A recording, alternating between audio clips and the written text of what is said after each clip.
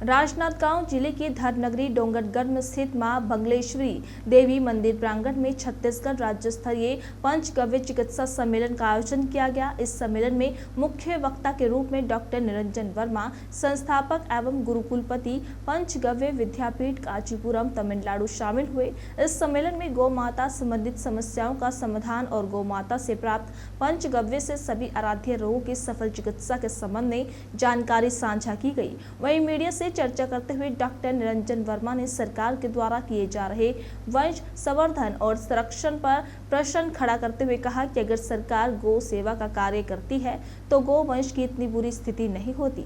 वहीं आगे उन्होंने बजरंग दल की कार्यशैली पर पूरे देश में हो रही राजनीतिक बयानबाजी पर अपना पक्ष रखते हुए कहा कि जो हुड़दंगी कर के गाय को काटेगा उसके साथ हुड़दंगी करके ही पेश आना होगा। कोई गोवंश की रक्षा के लिए बाहुबल का प्रयोग कर रहा है तो मैं नहीं समझता कि इसमें कोई गलत बात है।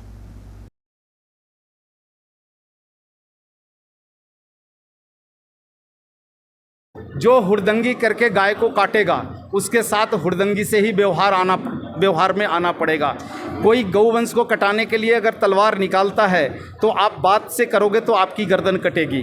तो गौवंश की रक्षा के लिए अगर कोई बाहुबल का प्रयोग कर रहा है तो मैं नहीं समझता उसमें कोई अनैतिक बात है। ये सरकारों का काम है, सरकारें गौरक्षा नहीं कर पा रही है, इसलिए आम आदमी को, आम व्यक्ति को इस क्षेत्र में उतरना पड़ता है। अब चाहे रूप बजरंग दल का हो या किसी भी दल का हो सकता है, नाम से कुछ नहीं हुआ है। बात तो ये है कि सरकारें गाय की रक्षा करने में असफल हुई है, इसलिए भारत के युवा पीढ़ी को अपना बाहुबल का प्रयोग करना पड़ता है। देखो, सरकारें अगर गौ सेवा का काम करती तो आज गौवंश की इतनी बुरी स्थिति नहीं होती। 1945 में अंग्रेज़ जब भारत को छोड़कर जाने की तैयारी की और सर्वे किया, उस समय भारत में मनुष्य की जनसंख्या 32 करोड़ थी और गौवंश की संख्या 34 करोड़ थी।